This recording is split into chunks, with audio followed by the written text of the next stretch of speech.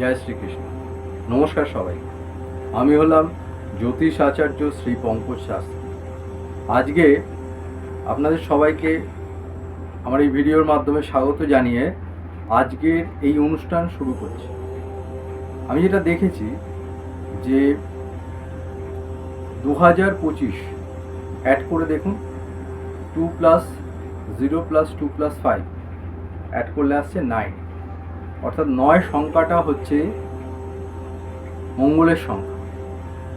অর্থাৎ এই বছরের সংখ্যা নিউমারোলজি অনুযায়ী বা সংখ্যাতত্ত্ব অনুযায়ী আসছে 9, এবং এই মঙ্গল বর্তমানে পীড়িত রয়েছে।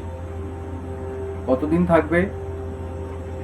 28শে জুলাই অবধি মঙ্গল পীড়িত থাকছে। এই বছরের শুরুতে বছরটি কেমন যাবে যে অনুষ্ঠান আমি আপনাদের সামনে নিয়ে এসেছিলাম, তখন আমি বারংবার বলেছিলাম যে এই বছরটি কিন্তু খুব একটা ভালো নয়। বিশেষ করে যাদের মেষ রাশি, যাদের বৃশ্চিক রাশি, যাদের মৃগশিরা নক্ষত্রে জন্ম হয়েছে, চিত্রা নক্ষত্রে যাদের জন্ম এবং ধনিষ্ঠা নক্ষত্রে যাদের জন্ম, তাদের কিন্তু বছরটি শুভ নয়। এবং শুধু তাই নয়, যাদের জন্মছকে অর্থাৎ জন্মকালীন যে ছক, সেখানে মঙ্গল যদি ড্যামেজ থাকে অর্থাৎ পীড়িত থাকে, সেখানে কিন্তু তাদের ভালো ফল দেবে না। অর্থাৎ মঙ্গল যদি রাহুর সাথে থাকে, মঙ্গল যদি শনির সাথে সহাবস্থান করে, মঙ্গল যদি কেতুর সাথে আপনার জন্মকুণ্ডলী জন্মছকে দেখুন সেখানে যদি একসাথে বসে থাকে, অথবা মঙ্গল যদি রাহুর নক্ষত্র পেয়ে থাকে, শনির নক্ষত্র বা কেতুর নক্ষত্রে যদি অবস্থান করে থাকে, তাহলে কিন্তু আপনার দায়িত্ব নিয়ে বলছি যে আপনার কিন্তু এই সময়টা ভালো যাচ্ছে না। এবং এই যে সময়টা ভালো যাচ্ছে না, এটা কিন্তু বছরের শুরুতেই আমি আপনাদের বলে এসেছিলাম যে সময়টা এই খুব সাবধান এই সময়টা। তো এখন যেটা হচ্ছে যে প্রায় দিন দেখতে পাচ্ছি যতজন আপনারা আসছেন তাদের ম্যাক্সিমাম লোক কিন্তু এই সমস্যায় ভুগছে। অর্থাৎ মেষ রাশি, শনির 7.5 চলছে, জন্মছকে দেখতে পাচ্ছি মঙ্গল শনির সাথে বসে আছে, এবং দেখা যাচ্ছে কোনো না কোনোভাবে সেই পীড়িত মঙ্গলের দশা, অন্তর্দশা বা প্রত্যন্তর্দশা চলছে। ফলে কি হচ্ছে? নানান দিক দিয়ে সমস্যা, নানান দিক দিয়ে সমস্যা দেখা দিচ্ছে, ঘিরে ধরেছে যেন সমস্যা, কোনোভাবেই যেন বেরোতে পারছেন না, এবং এটা দীর্ঘদিন ধরে চলছে। তো কাজেই জুন মাসে আমি আপনাদের বলে দিয়েছিলাম কোন কোন দিন সাবধানে থাকবেন। জুলাই মাসেও বিশেষ করে বলছি 2 তারিখ, 11, 20, 29, 16, 18, 27 এই তারিখগুলো কিন্তু সাবধানে থাকবে। এছাড়া এই সময় যেহেতু মঙ্গল সিংহ লগ্নে কেতুর সাথে অবস্থান করছে, রাহুর সাথে, রাহু বর্তমানে অবস্থান করছে কুম্ভ রাশি, সেই রাহুর সাথে একটা সমসপ্তম দৃষ্টি বিনিময় হচ্ছে মঙ্গলের, যেটা কিন্তু শুভ নয়।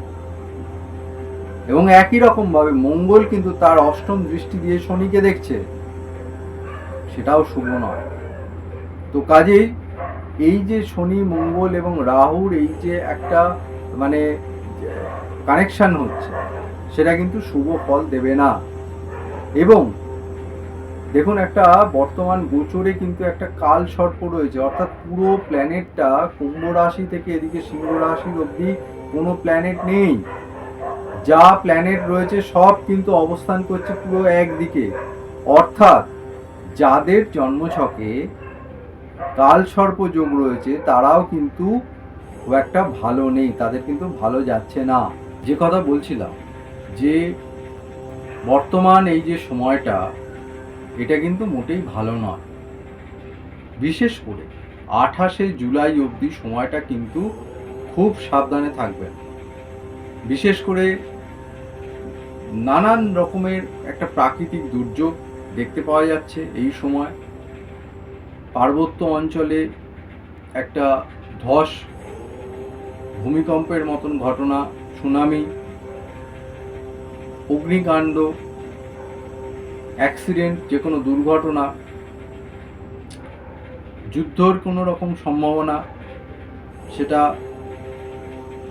দেশের ভেতরে অভ্যন্তরীণও হতে পারে, বিভিন্ন বিষয়, এবং দেশের বাইরেও হতে পারে, সে বিষয়ে আমি আসছি না। তো কাজেই রক্তপাত করবে,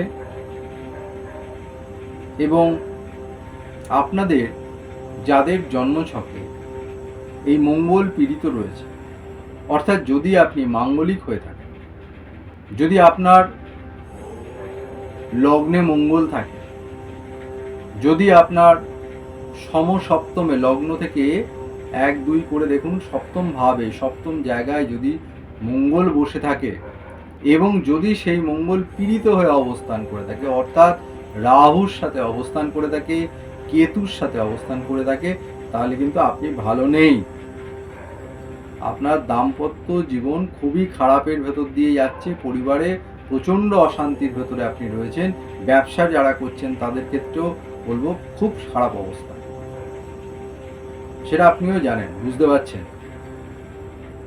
তো কাজেই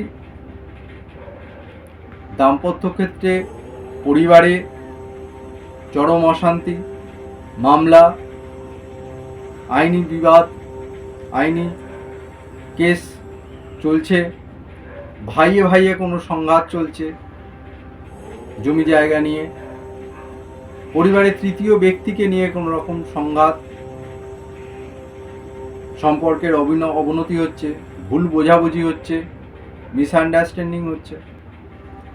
যাদের জন্মছকের অষ্টম ভাবে মঙ্গল রয়েছে, এবং সেই মঙ্গল যদি পীড়িত হয়ে থাকে, কেতুর নক্ষত্রে রয়েছে, রাহুর সাথে অবস্থান করে আছে, এবং এখনো দেখুন বিশেষ করে কয়েকটা রাশি, যেমন দেখুন কর্কট রাশি, অষ্টমে গোচরে কিন্তু মঙ্গল দৃষ্টি দিচ্ছে, রাহু কিন্তু ওদিকে আবার অষ্টমে অবস্থান করে আছে। আবার একই রকম ভাবে মকর রাশি, অষ্টমে কেতু মঙ্গলের সাথে অবস্থান করে আছে। এদের কিন্তু ভালো ফল হবে না, দেবে না। তো এদের জন্মছকে বিশেষ করে এই যে কর্কট রাশি বললাম, মকর রাশি বললাম, এর আগে বলেছি বৃশ্চিক রাশি, মেষ রাশি, এবং কিছু কিছু নক্ষত্র আমি আপনাদের বলেছি, যেমন মৃগশিরা নক্ষত্র, যেমন চিত্রা নক্ষত্র, যেমন ধনিষ্ঠা নক্ষত্র যাদের রয়েছে, যারা কেতু, রাহু বা এই মঙ্গলের দশা অন্তর্দশার ভেতর দিয়ে যাচ্ছেন, এবং জন্মছকে মঙ্গল যদি পীড়িত থাকে, তাহলে কিন্তু সমস্যা দেবে। তো কাজেই যে যে তারিখ বললাম সেগুলোকে তো খেয়াল রাখবেনই। এছাড়া কিছু সংখ্যা আছে, যেমন ধরুন 9 তারিখ, 9 সংখ্যা, 18, 27 তারিখ, এই সংখ্যাগুলোকে কিন্তু পারলে একটু অ্যাভয়েড করুন, একটু এড়িয়ে চলুন। যেমন লাল রঙের যদি জামা আপনি এই মুহূর্তে কিন্তু পরবেন না, সবাইকে বলছি ভালো করে শুনুন, লাল রং কিন্তু পারলে অ্যাভয়েড করুন, পরবেন না এই সময়, বিশেষ করে শনিবার দিন অ্যাভয়েড করুন। 28শে জুলাইও বিশেষ করে সাবধানে গাড়ি চালান, যারা জোরে গাড়ি চালান, বাইক চালাচ্ছেন, তাদেরকে বলবো সাবধানে গাড়ি চালান, মাথায় প্রয়োজনে হেলমেট পরে অতি অবশ্যই বাড়ির থেকে বের হন, র্যাশ ড্রাইভিং করবেন না। মঙ্গলবার দিন, রবিবার দিন ডিপ কালারের কোনো জামা, বিশেষ করে নীল রং পরবেন না, কালো তো একদমই পরবেন না। যথাসম্ভব হালকা পোশাক পরুন, হালকা রং, সাদা, ক্রিম কালার, হালকা রঙের জামা কাপড় পরুন, প্রত্যেকের উদ্দেশ্যে বলছি, উপকার পাবেন, করে দেখুন। রাগ উত্তেজনা কিন্তু বাড়িয়ে দেবে, মতবিরোধ বাড়বে, এবং দেখুন বর্তমানে মঙ্গল, যেটা বারবার বলছি, 2025 সাল অ্যাড করে আসছে মঙ্গল, এবং এই মঙ্গলের বছর, এই মঙ্গল যদি পীড়িত থাকে এবং সে কিন্তু কালপুরুষের পঞ্চম জায়গায়, অর্থাৎ মেষকে যদি আমরা 1 নম্বর ধরি, তাহলে কিন্তু সিংহ যে রাশি, সেখানে কিন্তু মঙ্গল পঞ্চম জায়গা হচ্ছে, পঞ্চম স্থান, সেখানে এসে পীড়িত হচ্ছে। অর্থাৎ বাড়িতে যারা ছোট ছোট ছেলে মেয়ে আছেন, বাচ্চা রয়েছেন, তাদের কিন্তু শরীরের কিন্তু খারাপ হতে পারে, তাদের কিন্তু রক্তপাত হতে পারে, দুর্ঘটনা, অ্যাক্সিডেন্ট হতে পারে, সাবধানে রাখবেন। বিশেষ করে প্রণয় ঘটিত ক্ষেত্রে, প্রেমজ ক্ষেত্রে পরকীয়া এবং অবৈধ প্রেম কিন্তু বাড়তে চলেছে। এর ফলে কি হবে? যে সমস্ত ব্যক্তিরা বা যে সমস্ত জাতক বা জাতিকা প্রেমজ সম্পর্কে রয়েছে, সেখানে কিন্তু একটা ইগোর সৃষ্টি হবে, মতবিরোধ তৈরি হবে, একে অপরের এর মতের গুরুত্ব বেশি না এর মতের প্রাধান্য বেশি, সেই নিয়ে কিন্তু একটা পারস্পরিক কিন্তু ভুল বোঝাবুঝি, মতবিরোধ কিন্তু তৈরি হবে। এবং যারা বিবাহিত রয়েছেন তাদেরও কিন্তু জন্মছকে, বিশেষ করে যদি শুক্র পীড়িত থাকে, শুক্র কেতুর সাথে অবস্থান করছে, শুক্র রাহুর সাথে অবস্থান করছে, বা দৃষ্টির মাধ্যমে কোনোভাবে যোগাযোগ স্থাপন করছে, পঞ্চম ভাব যাদের পীড়িত রয়েছে, পঞ্চম স্থানে রাহু বসে আছে লগ্ন সাপেক্ষে, পঞ্চম ভাবে কেতু বসে আছে, পঞ্চম ভাবের অধিপতি তার সাথে রাহু বা কোনোভাবে কেতু যুক্ত হয়ে বসে আছে, সেক্ষেত্রে তারা সাবধান হন। এতে কি হবে? পরকীয়া, অবৈধ প্রেম কিন্তু আসবে। বিশেষ করে এখন বর্তমানে মেষ রাশি, বিশেষ করে এই সময় মকর রাশি, বিশেষ করে এই সময় মিথুন রাশি, কুম্ভ রাশি, সিংহ রাশি, এদের কিন্তু সময়টা ভালো। বৃশ্চিক রাশি, এরা কিন্তু আগে থেকে আগাম সতর্কতা দিচ্ছি। আমার এই উদ্দেশ্য বলাটা হচ্ছে কিন্তু ভয় পাওয়ানো বা ভয় দেখানো নয়, উদ্দেশ্যটা হচ্ছে আগে থেকে সচেতনতামূলক একটা প্রচার আপনাদের সামনে নিয়ে আসছি প্রতিনিয়ত, যাতে আপনারা আগে থেকে বুঝতে পারেন। তো কাজেই সাবধান হন, সচেতন হন, ধৈর্য ধরা শিখুন, ধৈর্য ধরতে শিখুন। হঠাৎ করে মুড সুইং হয়ে যেতে পারে, মাথা গরম হয়ে যেতে পারে। তো কাজেই শারীরিক দিক দিয়েও ব্লাড প্রেশার ওরিয়েন্টেড কিছু সমস্যা দেখা দিতে পারে, প্রেশার ফ্লাকচুয়েট করতে পারে, মাথা ঘুরে পড়ে যেতে পারে। তো কাজেই এই বিষয়গুলো নিয়ে সাবধানতা অবলম্বন করুন। সার্জারি, অপারেশন খুব প্রয়োজন না হলে এই সময় করতে যাবেন না। কোনো রকম ভাবে মাথা ঠান্ডা রাখার চেষ্টা করুন। বিশেষ করে যে দিনগুলো আমি বললাম, সেই দিনগুলো রাগ কন্ট্রোল করার চেষ্টা করুন। বাইক চালাবেন, সাবধানতা সাথে অবলম্বন করবেন। হঠাৎ করে র্যাশ ড্রাইভিং করবেন না, হঠাৎ করে ট্রাভেলিংয়ে যাবেন না, বা যদি যেতেই হয় খুব প্রয়োজনে সঙ্গে হনুমান চল্লিশা রাখুন, ছোট বই দেখবেন পাওয়া যায়, অথবা একটা ছোট পাউচ প্যাকেটে অল্প একটু হলুদের গুঁড়ো সঙ্গে রেখে দিন, বৃহৎ ফল পাবেন, করে দেখুন। এছাড়া কি করবেন সেটা হচ্ছে হনুমান চল্লিশা প্রতিদিন পাঠ করুন, হনুমানজির পুজো করুন, এবং গুড়, আখের গুড় দান করুন মঙ্গলবার দিন, শনিবার দিন, যে কোনো মন্দিরে বা হনুমানজির মন্দিরে দান করুন। মেডিটেশন করুন যদি সম্ভব হয়, হালকা পোশাক ব্যবহার করুন, ডিপ রঙের কোনো জামা কাপড় এই সময় পরবেন না। হনুমান চল্লিশা, আবার বলছি, হনুমান চল্লিশা পাঠ করুন, প্রতিদিন করুন, প্রতিনিয়ত করুন, বুঝে কথা বলুন। যারা সম্পর্কে রয়েছেন, দেখা গেল আপনি এক ধরনের কথা বলছেন, ইগোর ভিত্তিতে বা ইগোতে বেস করে অন্যজন অন্য মানে নিচ্ছে, সেই নিয়ে কিন্তু একটা সমস্যা তৈরি হচ্ছে। ব্যবসার ক্ষেত্রে ভুল বোঝাবুঝি তৈরি হয়ে যাবে। কথাটা যতটা সম্ভব পারেন বুঝে বলুন। মাথা গরম হলে সেই জায়গা ছেড়ে অন্যত্র চলে গিয়ে যান, দরকার হলে মেডিটেশন করুন। সম্পর্ক এবং কেরিয়ার দুটোতেই কিন্তু বিপদ আসতে পারে। মাথা গরম করে কোনো সিদ্ধান্ত তাড়াহুড়োর মতে নেবেন না। হঠাৎ মনে হলো চাকরি ছেড়ে দিলাম, দিয়ে ব্যবসা করতে লাগি, এইরকম চিন্তা ভাবনা করার আগে কিন্তু আগে ভেবে নিন।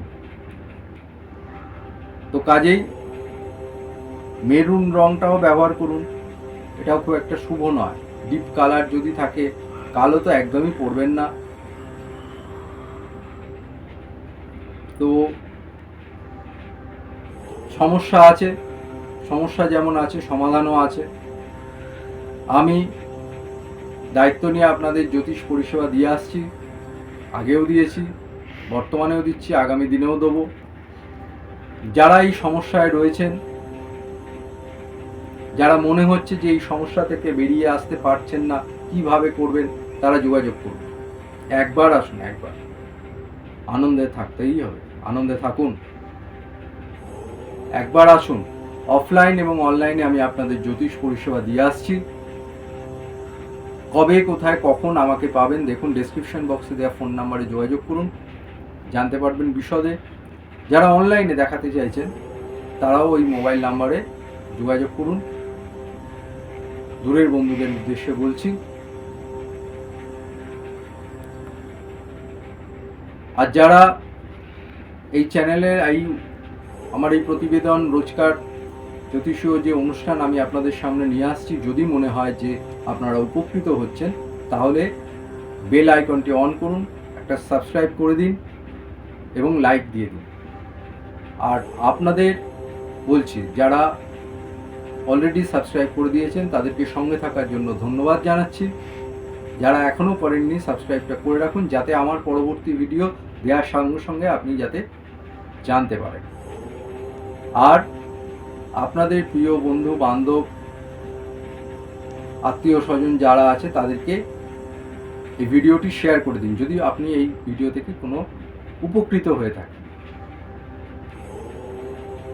সঙ্গে থাকুন, দেখতে থাকুন। প্রতিদিন আমি এইরকম জ্যোতিষীয় অনুষ্ঠান আপনাদের জন্য নিয়ে আসছি। চ্যানেলটি সাবস্ক্রাইব করুন। আর আমার এই ভিডিও, আমার এই অনুষ্ঠান দেখার জন্য আন্তরিকভাবে আপনাদের সবাইকে ধন্যবাদ জানিয়ে আজকের মতন এখানেই শেষ করছি। আবার দেখা হচ্ছে এইরকম অন্য কোনো জ্যোতিষীয় অনুষ্ঠান নিয়ে। ততক্ষণ দেখতে থাকুন, সাবধানে থাকুন। ধন্যবাদ সবাই। হর হর মহাদেব।